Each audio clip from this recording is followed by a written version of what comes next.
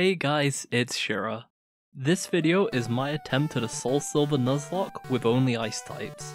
This isn't my first time playing through Gen 2, but I haven't played it since I was a kid, so this may as well be a blind Nuzlocke. Which means I'm gonna have to be extra careful, especially when you consider the ice types I can use. What's wrong with ice types? Well, as this is Gen 4, these ice types exist. Obviously we can't get the legendaries, and we're also not able to get these Pokemon in the Johto remakes. Kinda surprised me that you can't get a Glaceon in the gen it was introduced in though.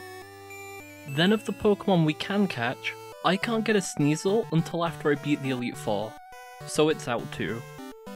This leaves us with just 6 Pokemon, one of which is a Delibird, so I'd argue it doesn't really count. So we don't have that many Pokemon to work with, but they're pretty decent. Any other issues we have to overcome? We can't catch a second Pokemon until after we've beaten Morty, the 4th gym leader. So we need to pick an ice type that can solo run half the game without overleveling. So let's see if this is even possible. The full rules for this challenge can be found in the description, but the major rules are 1. Fainted Pokemon are considered dead and must not battle again. 2. Pokemon cannot overlevel the next major boss fight. 3. No use items in battle, held items are okay though. And finally 4. You have to play on set mode. With that all said, it's time to get into this run. Do you think I can do this? Leave your predictions in the comments below. I start the game off and name myself Mr. Cool, after one of my favourite movies, Batman and Robin. Yeah, the awful one. I wanted to be called Mr. Freeze, but it just couldn't fit. Speaking of Mr. Freeze, if you've seen the film, you know what his ice puns are like. I've got material for this whole run. We get control of our character, then I cheat in rare candies. I only intend to use these either before gyms or the Elite Four to reach the level cap if I need to, or to bring up a new Pokemon to the party's level. Basically, they're only being used to skip grinding. With that all explained, I leave Mum's house, and everyone apparently is a missing no. How have I already broken the game?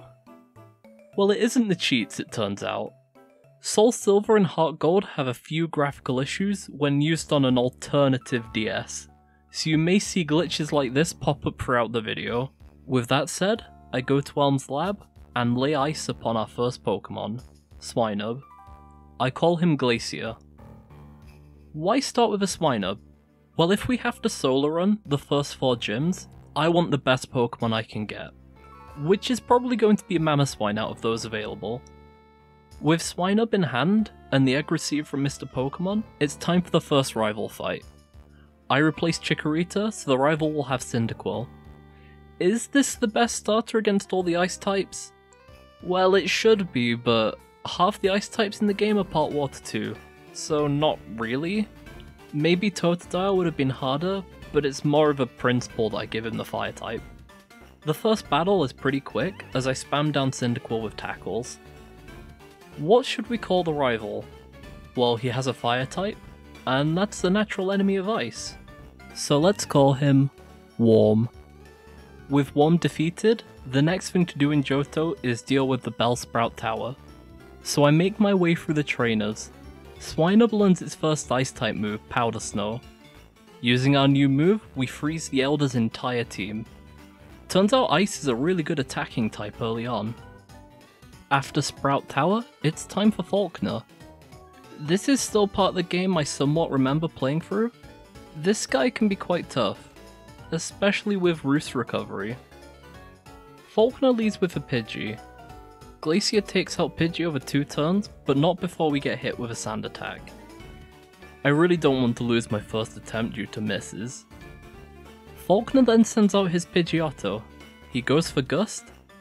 It crits. That did way too much damage.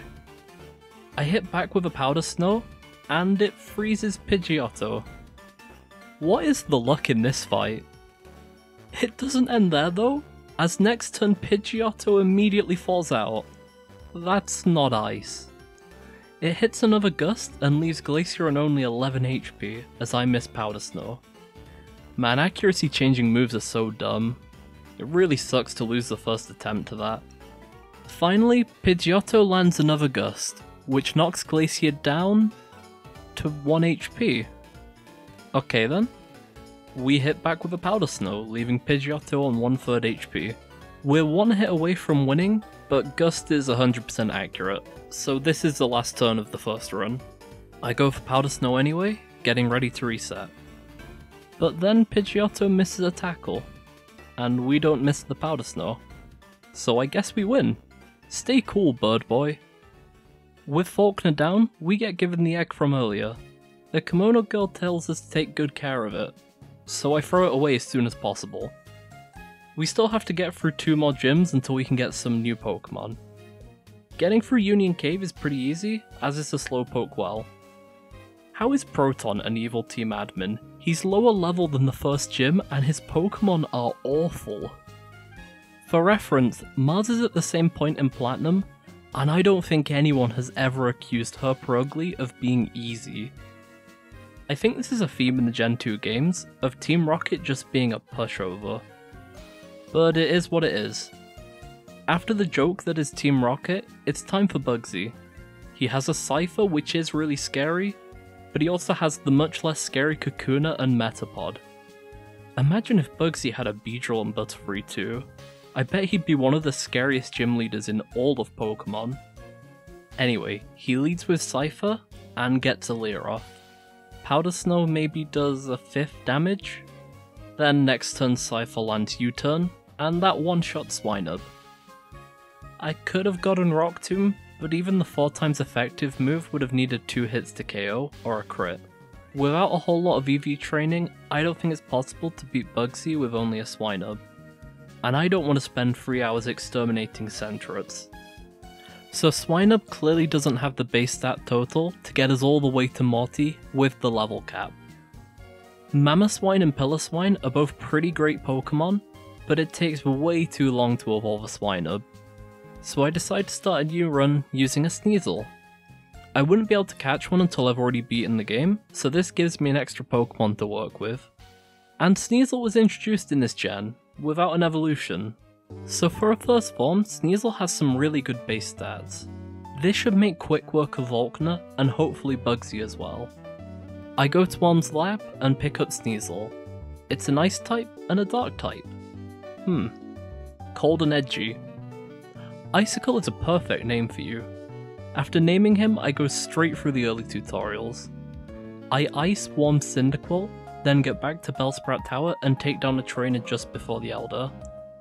I see I'm too close to the level cap, but that's no matter. I think I'll just do Faulkner's gym now, then finish Bellsprout Tower to get the extra levels. I enter his gym to find out that he's blocking the elevator until I beat the Elder. So that freezes this run in its tracks. Time for attempt 2. So it turns out that Sneasel is in the medium slow XP group, which means it needs less XP per level than Swinub did, as it is in the slow XP group. This means for the run, we have to play extra careful and basically do minimum battles in a region I don't know that well. I'll give it my best shot. I'd love to have a Sneasel for the whole run, and this is the gen Sneasel was introduced into, so it would suck not to see Sneasel in the run. This time I get to Faulkner just fine, and the better stats really begin to show. I spam Quick Attack to take out the Pidgey. That gets Icicle the level up, which lets me learn Feint Attack. With Icicle finally having a stab move, Pidgeotto doesn't stand a chance. 2 Feint Attacks later, and we earn the first badge. Moving on, I don't manage to keep minimum battles, having a few extra encounters on the way to Bugsy. I'm just on the edge of the level cap as I fight the 1 required gym trainer. He has a Beedrill, which is a final evolution, which means it gives loads of XP. So as I beat Beedrill, I level up past the cap and lose the run again. Out of interest, I still try to fight Bugsy, and while Sneasel has a much better showing than Swinub did, Bugsy still has way too much recovery between his potion and the citrus berry. That and Dark is weak to Bug, so a single Leer and then a U-turn takes out Sneasel. I do actually think this is doable with Sneasel, but losing runs to going over the level cap is just way too annoying. So clearly, Swineup had the better XP curve for the start of this run, but it had nowhere near good enough stats. On the other hand, Sneasel had the stats, but goes over the level cap way too easily. I'm beginning to run out of good options to start the run with. Shelder and Seal are both mono water types, and Delibird is a complete joke, so I can either go with Jinx or Lapras. Lapras has the slow level group, Jinx does not, therefore there is no choice. I pick up Lapras from Elm and name him Iceberg, then easily get through Rival 1 and Faulkner again. Throw away the egg, free the Slowpoke well, then we're back to Bugsy. Can we finally beat him? Turns out, we can. Quite easily in fact. I take down his Cypher by spamming Ice Shard. We only take a single quick attack in return. Does Remake Bugsy not have Fury Cutter anymore? I remember being destroyed by that in the original games as a kid. With Cypher down, Metapod and Kakuna are as free as you would expect, so we finally beat the Bug-type gym leader. Just Whitney to go before we can finally have 2 Pokemon. Before her though, there is a rival fight just as we try to leave Azalea Town. Warm leaves with a Ghastly that loves using Curse. I take Ghastly down with a Water Pulse, but now we only got 4 turns to win this battle before Curse takes us out. Quilava is next. It immediately lands a Smoke Screen and we miss our Water Pulse. Oh no, is the AI going to use accuracy hacks to win this? I can't play around this on any attempt, I'm only ever going to have 1 Pokemon here. Luckily next turn the AI goes for Leer and I manage to land the Water Pulse, which doesn't one-shot Quilava. Though it is confused. We take Curse damage again. We only have 1 more turn left for 2 Pokemon, so it's almost certainly GG here. Next turn and I'm getting desperate. I know I'm slower and I want to get the KO before Quilava can attack, so I go for Ice Shard, Ice-type quick attack. It doesn't do enough damage, and Quilava survives on just a sliver. Well, this was a really good run, at least we finally made some progress. Quilava attacks itself, in confusion. Well, that was lucky. But we still die to Curse, right? Quilava's knockout gives us a level up, which lets us survive Curse damage on 3 HP. We also get offered to learn Body Slam here, which I decide not to. This may or may not end up mattering later on. Finally Warm sends out Zubat, and with Ice Shard we have priority, so we outspeed and one-shot the Zubat. That was insanely close. Apparently Ice types get so many cool fights. With that done, all that's left is to get through Something Forest. To do this, we need to help this guy catch a Pidgey that stole a leak.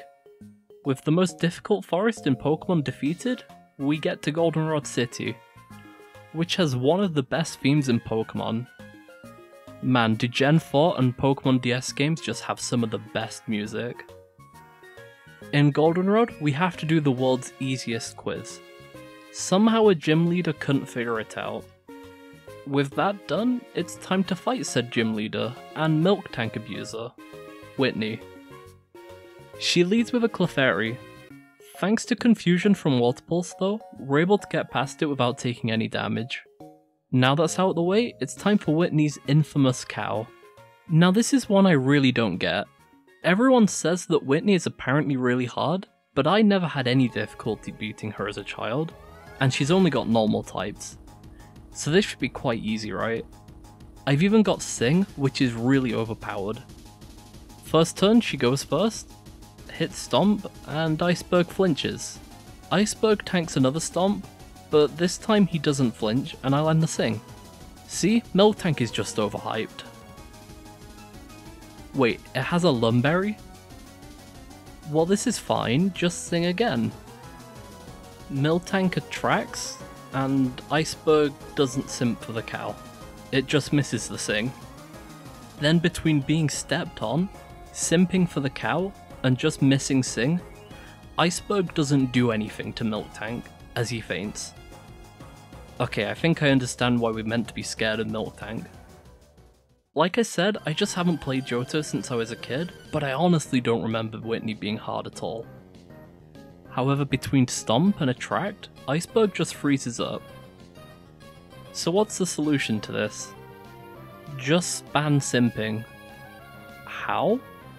Well, thankfully Pokemon was made before current year, and so Attract fails on the same gender. Hooray for not being progressive. With simping removed, we should be able to get more attacks in, and if we can sleep Miltank, the fight shouldn't be too bad. On the next run, I reset once more to make sure Iceberg is female, then I breeze past Faulkner and Bugsy. The second rival fight also ends up being a lot cleaner this time, but that's just because Worm doesn't use Curse for some reason. Back at Goldenrod, it's time for another showdown with the cow. We once again get past Clefairy without taking damage thanks to a crit after Whitney used her potion. Without the heal, the cow should hopefully be easier. Miltank comes out. This time I want to lead with 2 Growls, which will half its attack and hopefully give us quite a few more turns to work with. This is also really safe for us. Lapras's ability is Shell Armor, which stops us from ever being hit by a crit. Then I spam Water Pulse. I get quite lucky dodging a lot of flinches. We get Miltank 1 hit from death, but Whitney has another potion. Is this how they make fights hard in this gen? Just make all the bosses potion Andes? Well, Whitney's low skill potion spam won't help her out here. 2 more Water Pulses later, and Miltank is back on half health, and we get a Confusion, which uses up Miltank's Lumberry. We're getting kinda low on HP, and I am worried about Miltank using Milk Drink, so I go for the Confuse right here. This run I decided not to go with Sing, just due to the low accuracy.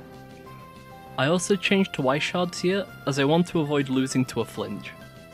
We don't get lucky with any Confusion hits, but we do get lucky with Miltank not using its Chug Jug, so we take Miltank down over 3 turns.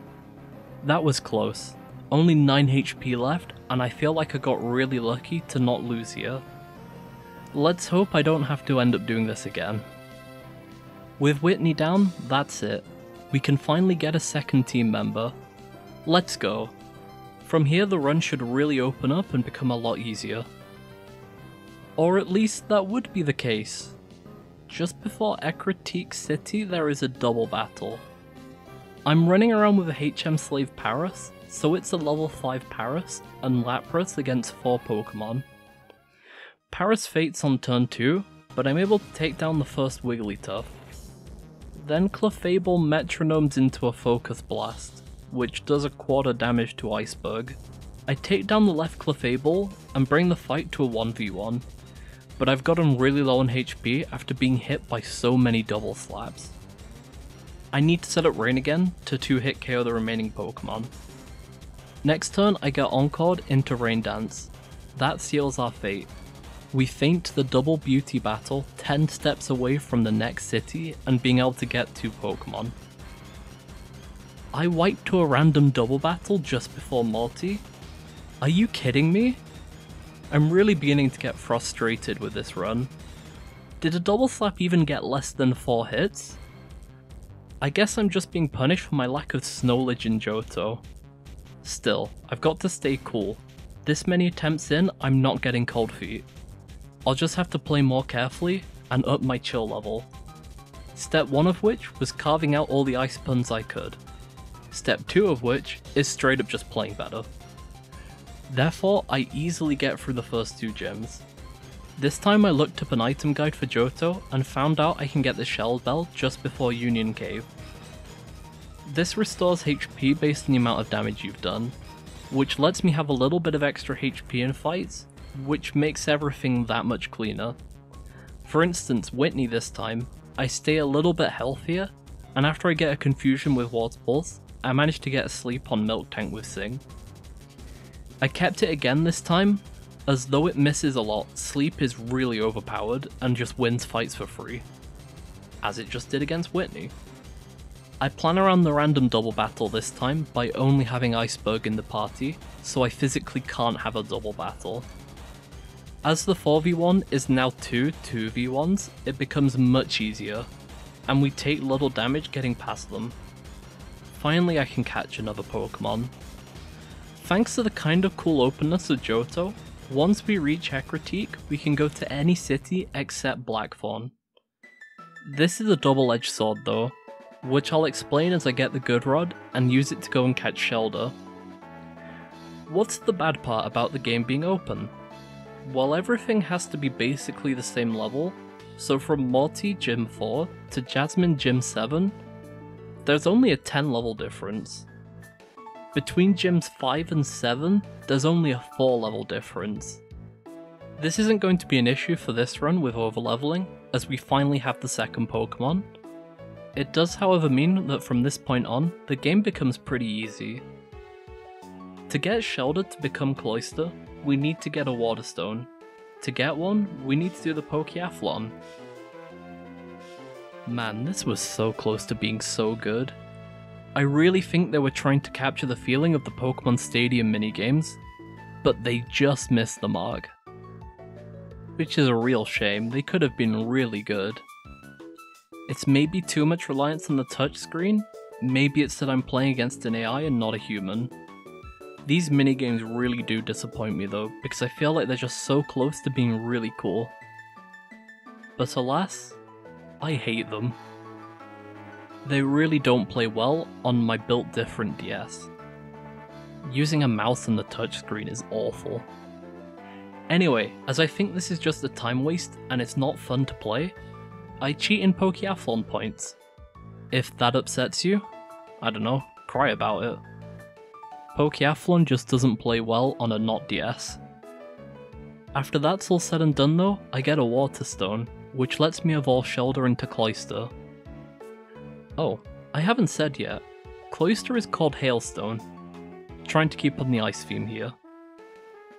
Next gym leader up, it's Morty. Like I said though, the game becomes a lot easier from this point on.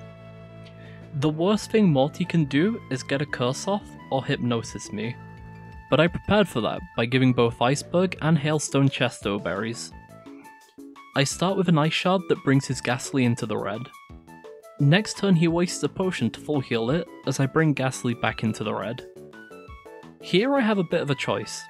I can set up Rain Dance for the rest of his Pokemon, at the risk of Ghastly having a free turn. Eventually, I decide to set up the Rain, so we'll be better able to deal with Morty's scarier Pokemon. And all his Ghastly decides to do is hit me with a Lick, which does basically no damage and doesn't even get paralysis. From here, Water Pulse sweeps most of Morty's team. I do get lucky with Hypnosis missing, but like I said, I have the berries anyway, so even if it did land, it wouldn't have mattered. His last Haunter manages to get Iceberg quite low while I have Curse on me, so I have to swap to Hailstone to do the last little bit of damage while staying safe. Maybe if I only had one Pokemon this would be really hard, but with two this was just fine. With Morty down, I can now get Surf. I just have to take down this Team Rocket guy, because he's dancing. Menacingly, I guess. I don't know, Team Rocket in this game are just a bit of a joke. With him beaten, this old guy gives me Surf, because I stopped Badman from dancing. I don't really get it, but okay. With Surf in hand, we can now get to Cianwood City to take on Chuck. He has fighting types, which isn't that bad. Although they are super effective against ice, they usually don't have the best special defense, and we've picked up Surf now, so this should be alright. Oh, he has a Poliwrath, with Water Absorb. Remember when I said I wish I had Body Slam? Yeah, this is why. Oh well, I'll just go to the move relearner. I can go to almost every city now, so we should be fine. Oh, it's in Blackthorn? Of course it is. Well, this might be tough then. Going through Chuck's gym, I also notice his gym trainers are quite a bit under his level, so after I've beaten all of them, I decide to use rare candies to bring me up to Chuck's level. Then, as I am quite worried about the fight, I grind Iceberg up so it's just about to level up. Then it's time for Chuck. First up is Primeape, but I was right not to be too worried as it goes down in 2 Surfs, only doing a little bit of damage with Rock Slide. With Primeape down, Iceberg gets a level up that gets me Ice Beam. It's still not very effective on Poliwrath, but it's the best I can do. Maybe we'll get a freeze. Poliwrath comes out, and first turn, I land Sing. Let's go, that should keep us safe. Next turn, I get in an Attract, making Poliwrath simp for Iceberg. Now that he's a tier 3 sub, it's time to show just how much we appreciate Poliwrath, by attacking it. What follows is one of the longest fights I've ever had in Pokemon. I have to use up all the Ice Beam PP just to get Poliwrath into orange HP due to a potion from Chuck. With all my Ice Beams used up, I have to swap out, so I get off one more Sing, then swap to Hailstone, who only has Icicle Spear to do damage. It's a good thing Poliwrath is low HP because this attack does nothing. Oh, he healed again, of course he did. This is pain. I wish this was Gen 5. Icicle Spear gets buffed from 10 base power up to 25, and that makes it so much better. Every normal hit in Gen 5 does more damage than a crit does in this gen. Cloister in Gen 5 was so cool between Shell Smash, Icicle Spear and Skill Link, but that might be something for a different run. Finally, I get through Poliwrath's seemingly endless HP pool. No, this honestly felt like an endgame RPG fight where the boss has 15 health bars. That could have been dangerous too. If a Focus Punch ever landed, it would have KO'd something, but I just kept hitting him, so it was safe. Still, I wonder if there was another way to speed that up. Maybe learning Thunder on Iceberg? Nah, that couldn't be it. Yeah, maybe my lack of knowledge on these early gens is pretty bad, but it didn't matter this time. After Chuck, we find a shiny. Oh my god, I can't believe it. I've only ever seen one other shiny in the 10 plus years I've played Pokemon. Oh wait, everyone gets this shiny? It's guaranteed? Oh, so this isn't special at all then. Well, now I just feel dumb, so I'll take out this stupid Gyarados. Like I said though, I've only ever seen one other shiny in Pokemon. What was it? It was a Golbat in Iron Island, on Pokemon Diamond. Honestly, shiny Golbat looks kind of ugly, but as it's the only shiny I've ever used, and I got to use it for the rest of the playthrough, it's my favourite. Speaking of shinies, what was the first shiny you ever caught, if you've ever caught one? If you haven't got one yet, don't worry, you can still tell me what your favourite shiny is. Failing that, just give me a smiley face in the comments. Any comments are good for the algorithm. It's also the point of the video where I tell you to like and subscribe if you're enjoying the video. They really help the channel out. If you're not enjoying the video and still watching, what are you doing here? Anywho, with the self-promotion out of the way, it's time for more of these Team Rocket jokers. I don't understand how evil team boss battles are this far under the level of the rest of the game. How is this guy an admin when he still has a Zubat and a Coughing? Yeah, I'll probably just skip rocket battles, unless something interesting happens in them. With the rocket base out of the way, it's time for price. Time for the Icy Mirror match. But I've got an ice in the hole. Rock Smash. I'm not kidding. I can teach it to Iceberg, and it should help us get through Price's Pokemon.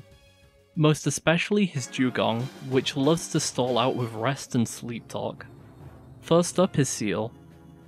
It's pretty slow to go down tanking free surfs, but it can't really do too much damage, especially with the Shell Bell recovery.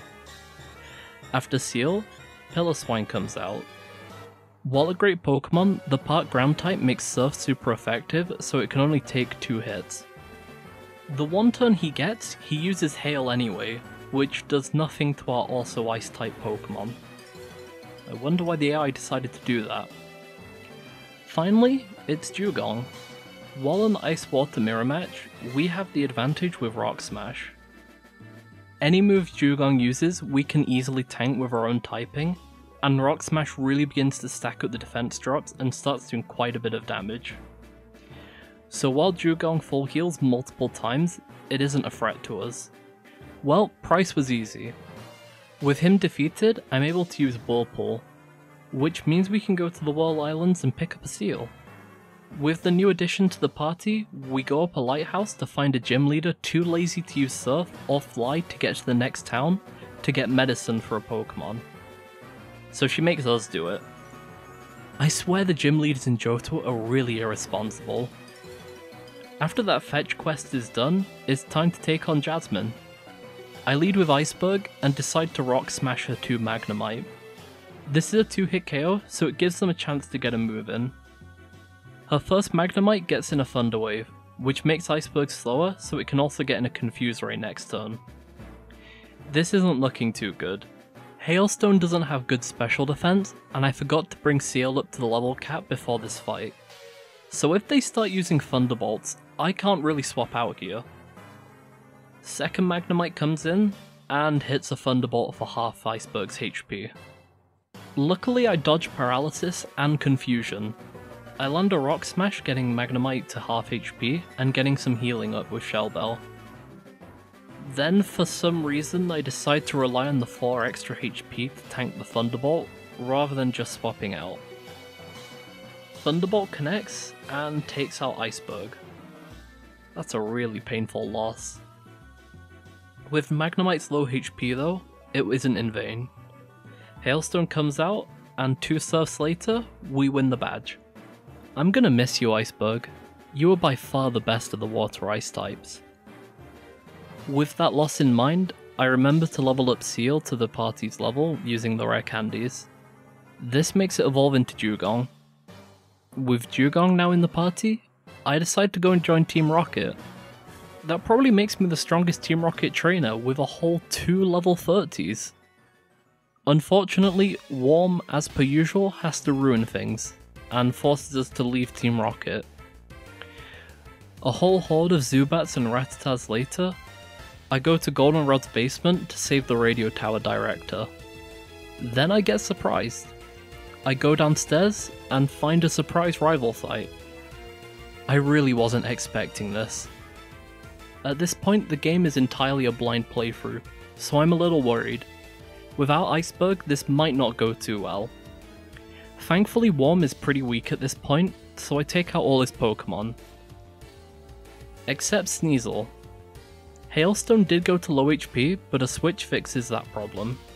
Anyway, it's just a Sneasel left against my pretty high HP Dugong. Sneasel hits first, and does 1/3 of my remaining HP. I go for Surf, and it does just less than a half damage. Oh no.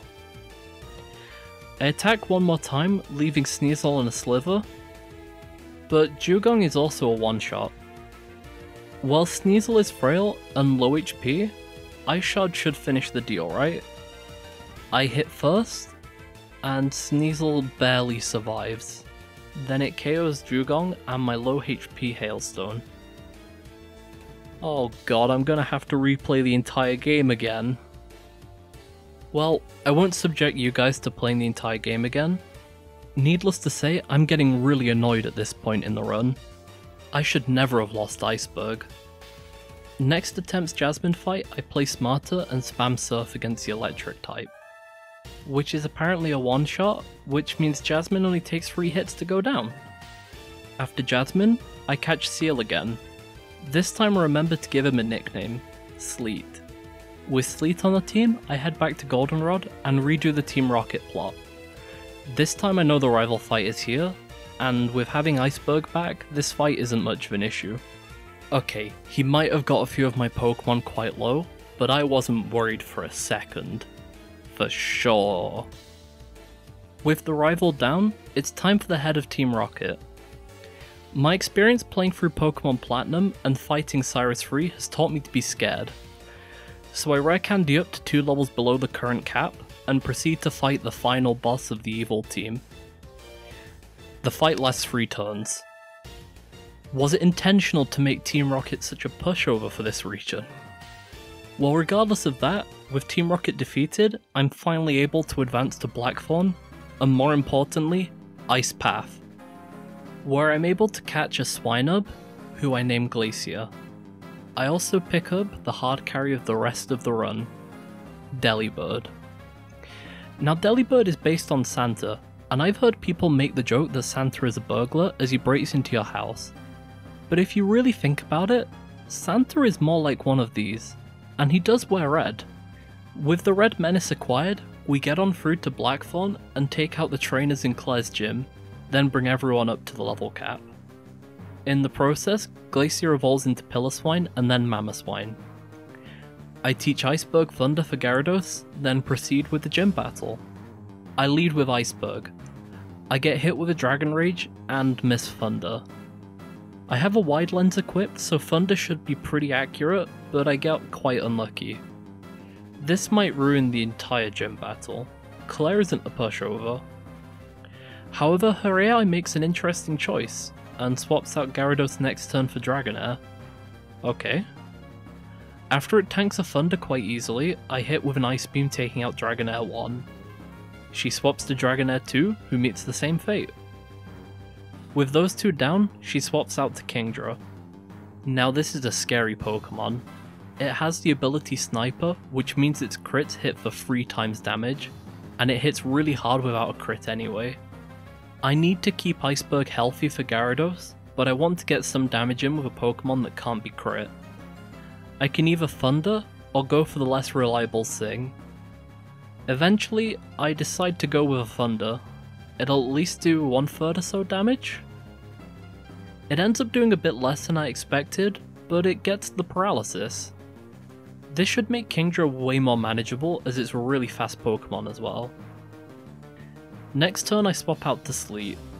Kingdra for some reason goes for a Smokescreen, so I land an Encore that makes Kingdra a lot less scary. While the Encore is up, I get Claire to use a Hyper Potion on Kingdra. After that, the Encore ends. Sleet now has no accuracy, being hit with so many Smokescreens, and Kingdra is back on full health. So after I miss an Encore that would have kept Kingdra on Smokescreen, I have to swap out. I go to Hailstone. I go for the Confusion, as the less Kingdra can attack, the better for me. Unfortunately, despite the confusion, Kingdra gets to attack anyway. Still, Hailstone is full health, we should be okay. Kingdra crits. With the 3 times damage, Hailstone didn't stand a chance. Rip Hailstone, you will be missed. With Hailstone's sacrifice, I get the free switch back to Sleet. I hit 2 Aurora Beams before Kingdra finally attacks again. And goes for Smokescreen. Okay. So I land another Encore, and with that the fight is pretty much over. I swap back to Iceberg to have Thunder ready for Gyarados. I hit 2 Ice Beams taking out Kingdra, then land the Thunder on Gyarados. I'll really miss Hailstone, but honestly I'd rather have Iceberg going forwards. Of course, after taking out a Johto gym leader, they need to have a hissy fit, and make me go through a cave plagued with Magikarps before they'll give me the gym badge. With all 8 badges in hand, I try to go to the Pokemon League. But because I haven't fought Lugia yet, my character has a mental breakdown. So I go to Elm, who tells me to fight the Kimono Girls. I go to their theatre in Ekritique to find they're actually the missing No Girls. They're kind of challenging as you can't heal or swap your party around between each battle. However, their evolutions aren't that strong, and some good pivoting makes them more than manageable. Next I go to the Whirl Islands, and take way too long to find the correct cave to go into. Why are there 2 caves that just don't take you to Lugia? Anyway, I eventually find the right one, and meet Lugia. Remember how Lugia caused Mr. Cool to be upset? Lugia must die. After icing the Guardian of the Sea, the Kimono Girls are upset at something that I didn't catch it. Elm on the other hand... Maybe Elm just wants legendary Pokemon genocide? A noble goal for a professor of Pokemon.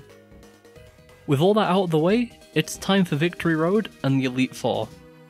Just before we can exit the last cave, it's time for the final rival fight, who is still pretty easy. He basically just gets swept by Iceberg. However, the rival gets a little bit lucky. While he can't crit Iceberg, he can definitely burn it. As Surf knocks out his Typhlosion, Iceberg faints due to its burn. I'm sorry, buddy. To fall so close to the end of the game is painful. Not only is the loss sad though, we really needed Thunder for the Elite Four. I don't know if we can make it without Iceberg. After Iceberg's sacrifice though, the rival stands no chance. I take him down slowly but surely with Sleet. Well, we're just before the Elite Four now. It's time to go and get the final team member, one I missed earlier. Jinx. She's also caught in Ice Path. That might upset some people watching, as this is a Nuzlocke. And I got 3 Pokemon from the same place. However, as this run only has 6 Pokemon you can catch in total, I decided it would be okay to get all the captures here. I only didn't have Jinx earlier, as somehow I didn't find it my first time going through the cave. I nicknamed Jinx Snowball, a cute name for a cute Pokemon. Definitely not Nightmare Fuel. Just don't look up the Japanese tale Jinx is based on. The one where it tries to eat a child. Anyway, with Snowball on the team, I go around the region and pick up a few TMs, healing items, and held items for the Elite Four. Most importantly is probably the choice specs, which I will give to Snowball. With all the items I could need, I bring everyone up to the level of the last Elite Four member's ace, then dive right into the league. First up, it's Will, the Psychic type, who is a complete sweep. Thanks to choice specs and Shadow Ball, Snowball single-handedly takes out most of Will's team. I say most, as Will's own Jinx just barely manages to tank a hit, then sleep my own Jinx. But I swap to Sleet, then finish off his inferior Jinx. After that, Will sends out Slowbro, but it has no real way to damage ice types, so I swap back to Jinx, wait out the sleep, and finish the fight with some more Shadow Balls. Well, that one was quite easy. What type is next? Ah, of course, it's bug types. I decide to lead with Glacier, as most of Koga's bugs share a type weak to ground, so Earthquake is really hard hitting here. Earthquake spam is basically all I need for Koga, as it gets me all the way to Crobat, who Glacier then takes out with a few more Ice Shards. That was another really easy one. Next in the league though, it's Bruno. But as someone who watches a lot of Gen 2 solo runs, I'm pretty sure this guy is a joke, right? I lead with Sleet. This fight I want to get up Hail to have perfect accuracy blizzards. With choice specs on Snowball, that should be enough to one-shot anything that Bruno has. Hitmontop goes for Dig, but it won't hit that hard, right? So I swap to Snowball ready to sweep. I tank Dig quite well, being left on 50 HP, but then Hitmontop gets a quick attack. Snowball just barely survives on 2 HP. After that close call though, we should be okay. Blizzard makes short work of Bruno's next 3 Pokemon. Hitmonchan is next. It has Bullet Punch, which is priority, so I should swap out here. I go to Sleet and hit Waterfall as Bruno hits Thunder Punch. Electric type? No problem. Next turn I swap into Mamoswine, who is immune to the incoming hit. An Earthquake then finishes off Hitmonchan. Last up, it's actually a pretty scary Pokemon, Machoke. It has no guard, so it always hits and uses the 100 base power cross chop, which has no downside with no guard. And that can one-shot anybody on my team. So I've got to make a sacrifice. Better dead than red, right? I send out the People's Santa, who takes our hit for us. Thank you, Communist Santa. Someone might miss you. With Santa down, I send back out Snowball. Yeah, she's only on 2 HP, but she has Sweet Kiss, a decent accuracy sleep move. I go for it, and it connects. So we don't wipe to Bruno. I swap back to Glacier and win the fight with a crit Earthquake. Final Elite Four member, it's Karen, who wants to talk to your... Yeah, this joke is getting old now, isn't it, right? I'm sure Karens are lovely people. I lead with Glacier, and a few Earthquakes later, I take down her first 3 Pokemon. Glacier is left on low HP in the process, so I swap out to Sleet. Gengar misses a Focus Blast. Next turn though it hits, and does a lot more than half HP to Sleet, as I do maybe 1/3 with Waterfall. Well, I can't afford for Snowballs to die, so I can't swap out here. I go for a rest and pray. Focus Blast lands though, so it's goodbye to Sleet. I swap to Snowball, This time she has a wide lens, so she should be pretty accurate, even with 70% accuracy moves. I connect with a Sweet Kiss on Gengar, putting it to sleep, then finish it off with a Shadow Ball. Finally, Karen sends out Murkrow, and I land a Blizzard, taking the W. I refresh Snowball's Blizzard PP by relearning it. Well, we've only got 2 Pokemon for Lance. Do you think this is possible? No take backsies from here either. We either win now, or I cannot beat this challenge. At this point, it would take too long for me to play through the whole game again and get this video out on time. I lead with Snowball, and here we really miss Iceberg. Thunder here would have been a huge help. But that's irrelevant as we don't have her anymore. I land a Lovely Kiss sleeping Gyarados.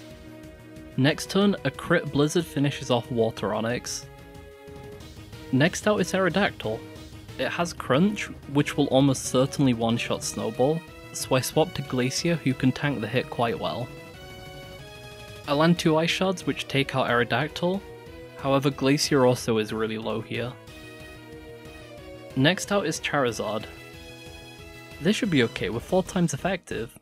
I go for a Rock Tomb and it lands, but Charizard survives on just a sliver. An Air Slash then sends Glacier to his end. Now it's just Snowball left against 4 Pokemon. In good news, we do have Blizzard, so Dragonite isn't too scary, but in the bad news we only have 4 PP. Why is that an issue? Well, as I come out and sleep Charizard, it full heals. 2 Blizzards will take it out, or a lot of Shadow Balls, but that risks it waking up. So I have to go for a mixture of the 2 moves. I go for the first Shadow Ball and pray. It's a crit. That does half damage to Charizard and means the next Blizzard will definitely take it out. So we have this fight, provided we don't miss. We have Wide Lens equipped, so it's an 80% chance or so to hit. Firstly for Charizard, we land the Blizzard and take it out. Next up, it's Dragonite number 1. Will we miss the Blizzard? We don't. First Dragonite down. Second one up. Blizzard lands again. Do we actually win this? Last Dragonite, last Blizzard PP. Will this be the last turn? Or is third time the charm for Lance? Blizzard connects. We beat Lance with just 2 Pokemon. With that, the run is over. I know there is the entirety of Kanto left, but with only a Jinx, it's not really doable. The first thing I'd have to do in Kanto is immediately catch Articuno. That combined with the Kanto part of Gen 2 being really awkward level cap wise, I don't think I'm going to do it for this run. Maybe in future Gen 2 runs I'll think about doing it, if I beat Johto with more than 1 Pokemon left, and with more time left in the week than I had for this challenge. I honestly can't believe it I made it on this attempt, but apparently Jinx is just really good. This run was different. It's definitely fun to be playing a new region and essentially be playing it blind. However, I honestly don't know if Johto is a good region to Nuzlocke. It's not necessarily that hard, but I feel like after Morty the levels don't make too much sense, especially on the Team Rocket encounters. That combined with probably the least fun type to Nuzlocke with, it didn't really make for the best experience playing through this. While definitely a hard challenge, not being able to catch any Pokemon until after the 3rd gym feels like it goes against the spirit of Pokemon. Overall, I'm still not sure if Johto is a good or bad region to Nuzlocke, but I know for sure that Ice types only in Johto is pretty unfun. Therefore for my next Nuzlocke, I'll try and have a type or restriction that lets me have multiple Pokemon early. Which is where you guys come in. Do you have any ideas for what I should do next? What gen or game do you want to see me Nuzlocke next? Or would you rather see more solo runs in the future? Please let me know down in the comments below. With everything said, thank you guys so much for watching. Like and subscribe if you enjoyed the video, it really helps the channel out. If not, I'm just glad you watched up until this point, and I hope you have a great rest of your day.